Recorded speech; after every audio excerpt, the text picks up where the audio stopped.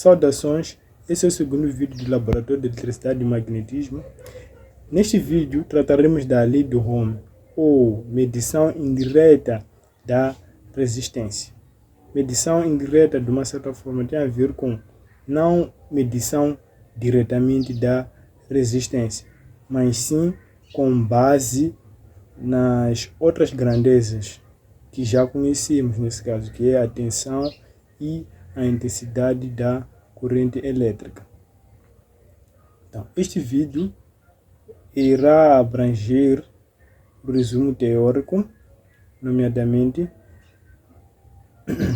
a parte experimental, na qual trabalharemos no laboratório para verificar, de uma certa forma, essa lei de Ohm, e cálculo de erros e alguns pontos importantes que serão ditos relativamente às experiências. Os materiais necessários para a nossa experiência são resistência, uma resistência de 1 kΩ, lâmpada incandescente, resistência de grafite, uma resistência de 100 kΩ, 2 placas, por terceiro os fios condutores, por quarto o multímetro, por quinto e último gerador. Vamos agora ao laboratório realizar a experiência da lei de Ohm do cientista George Simon Ohm, em sua homenagem, uma vez ele que descobriu esta lei, que relaciona a intensidade da corrente e a tensão elétrica, existindo uma certa constante entre eles, que é a resistência, que vimos no vídeo anterior, que recebeu em comunidade o nome deste mesmo cientista, Ohm. Então, para a realização dessa experiência, temos como objetivos verificar experimentalmente a lei de Ohm, analisar o comportamento da tensão e da corrente em resistências ohmicas, assim como não, medir indiretamente a resistência e concluir qual é a melhor montagem para calcular indiretamente a resistência. Inicialmente, vamos medir a resistência da nossa resistência e observamos no multímetro que o valor lido é de 0,99 kΩ. Depois, vamos analisar a relação da tensão e da corrente para esta resistência para diferentes tensões. Estamos aqui no laboratório para realizar a experiência que tem como tema lei de Ohm, uma medição indireta, nesse caso da resistência. Então, tenho aqui um circuito montado, um circuito simples, na qual eu vou usar uma resistência de 1 kΩ para realizar o meu experimento. Então, posso ligar a minha fonte de alimentação, se encontra 0 volts, para ver que corrente e tensão, nesse caso, está submetida a um circuito. Então, há uma tensão de 0,0 volts, nesse caso, um valor aproximado. Possível perceber que a corrente que passa no circuito é de 0. Os valores vão ser iguais, uma vez que o 0 é a mesma resistência. Aumento, nesse caso, a minha tensão aqui 2 volts. A minha tensão é de 2 volts. Como podemos observar, a corrente é de também 2,22, nesse caso 2 volts, aproximadamente 2,22, a minha tensão é de 4, a minha tensão é de 4, a minha corrente que passa nesse caso é de 4,09, aumentando para 6 volts agora. Quando a minha tensão é de 6 volts, 6,15, a corrente é de 6,15, aumentando para a corrente. Tensão do ponto é de 16 volts,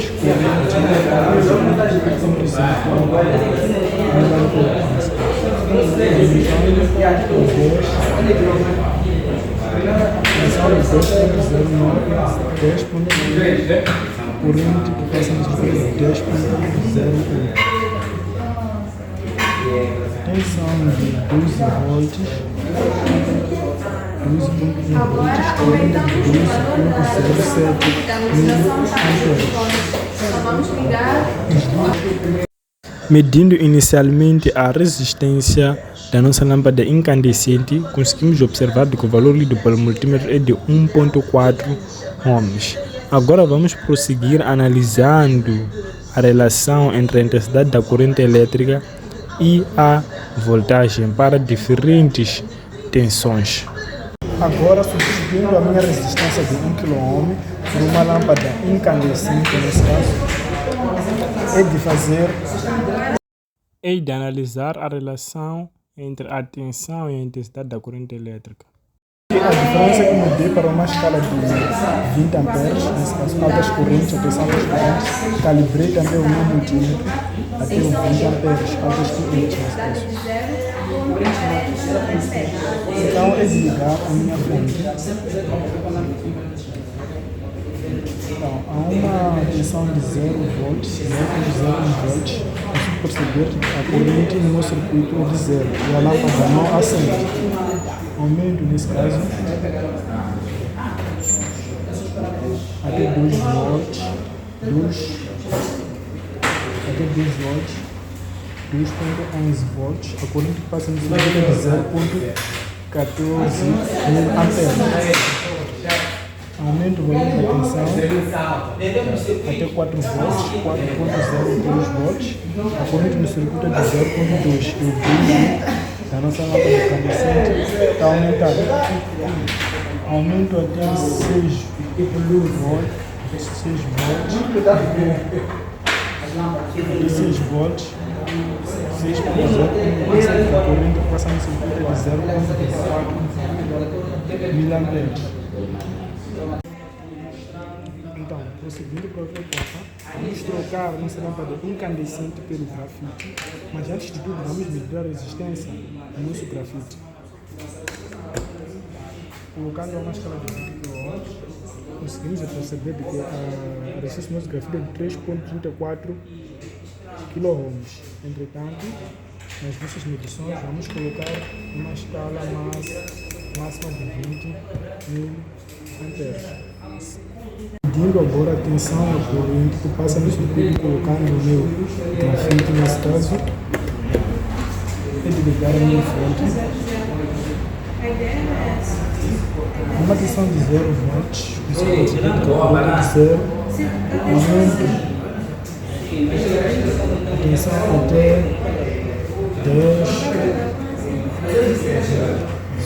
2 volts, isso perceber que a corrente passa no circuito de 0.58. Ok? Vamos continuar. Aumento a tensão até 4.12 volts. A corrente passa no circuito de 1.19 mA. Corrente de 6.07 volts. Desculpa, a voltagem de 6,07, corrente de 1.75.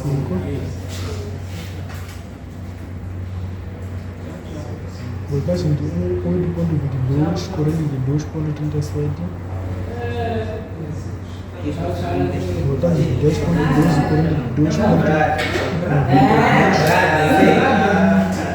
Voltagem de 12.09 volts, corrente de 3.5 mA. Prosseguindo para o nosso último procedimento, inicialmente vamos medir a resistência de 100 ohms. Observamos que o valor lido pelo nosso multímetro é de 100.9 ohms. Vamos medir ou observar a relação entre a tensão e a intensidade da corrente elétrica. Isto para uma tensão de 2 volts. Então, agora vamos trocar o nosso grafite por uma resistência de 100 ohms. Como podemos ver, vamos realizar ou vamos medir, nesse caso, a tensão e a corrente no circuito a uma tensão de 2 volts. Vamos no meu gerador a 0 volts, a corrente é de 0, há uma tensão de 2 volts, a corrente que passa no circuito é de 19 miliamperes. Agora vamos tirar o nosso voltímetro da fonte e vamos associar diretamente à resistência e observarmos quais serão os valores lidos pelos nossos instrumentos. Então, ajustamos a tensão até 3 volts. Conseguimos perceber que a corrente que passa no circuito é de 20,4 miliamperes.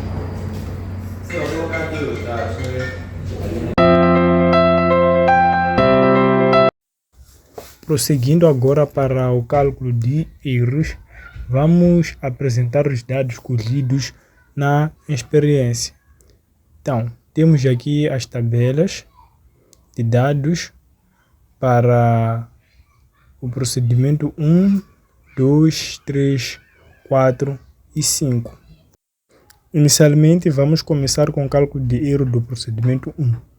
Temos as 3 fórmulas apresentadas para o erro absoluto, o relativo percentual da tensão, os seus máximos e mínimos, assim como para a corrente e para a resistência. Temos aí também a tabela que apresenta as escalas usadas e os respectivos valores apresentados no catálogo do multímetro. Então, as tabelas encontram-se também apresentadas para o procedimento 1, tem os seus valores calculados, o erro absoluto, o erro relativo percentual, máximos e mínimos. De lembrar de que nesse procedimento usou-se a resistência de 1 kΩ. Então, temos aí também o cálculo de erros do procedimento 2. Usamos as mesmas expressões, as escalas também são apresentadas, só que vamos diferir nas escalas da corrente e da tensão. Usamos altas correntes, é uma escala de 20 amperes. Os dados do catálogo do multímetro vão mudar. A escala da resistência também vai mudar. Temos as 3 tabelas para o cálculo de erro das tensões, das intensidades das resistências medidas. E para o cálculo de erros do procedimento 3, que é o cálculo de erros da resistência de grafite, usou-se as mesmas fórmulas, as escalas foram mudadas em comparação às anteriores, nesse caso relativamente à corrente e à resistência. Usamos as mesmas expressões e calculamos os erros absoluto, percentual, os máximos e os mínimos, segundo as tabelas. Relativamente às experiências anteriores, conseguiu observar de que as resistências encontram-se dentro do intervalo de confiança, no máximo e os mínimos, nesse caso. O mesmo acontece neste caso também. Agora temos o cálculo de erros apresentados para o procedimento 4. As fórmulas ainda são as mesmas. A escala da corrente usada foi de 200 miliamperes, isto para esta resistência de 100 ohms, uma vez que é uma resistência pequena nesse caso. A escala usada para medir a resistência desta mesma resistência foi de 200 ohms. Os valores ou os dados usados do catálogo do multímetro são estes apresentados. Calculamos os erros segundo as tabelas. Podemos constatar também, segundo os dados fornecidos, de que a montagem 2 nos forneceu um valor preciso de 100 ohms, enquanto que a 1 um valor de 108,42 ohms, um valor acima nesse caso. Entretanto, chegou a essa conclusão de que a montagem 2 é que é a melhor, que é adequada para analisar essa relação da tensão e da corrente neste caso, como podemos observar. Os valores das resistências medidas encontram-se dentro do intervalo de confiança, como podemos observar.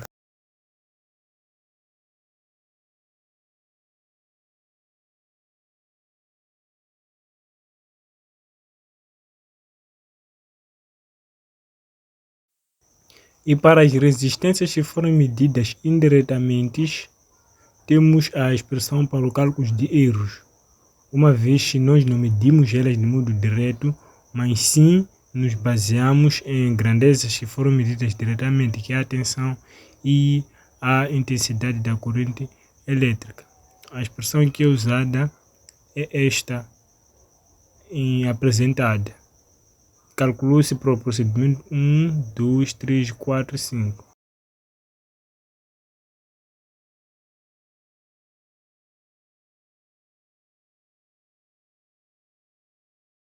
No final temos os gráficos da intensidade em função da tensão para a experiência 1, 2 e 3. O primeiro gráfico para a resistência de 1 kΩ, conseguimos observar de que é uma linha reta, crescente.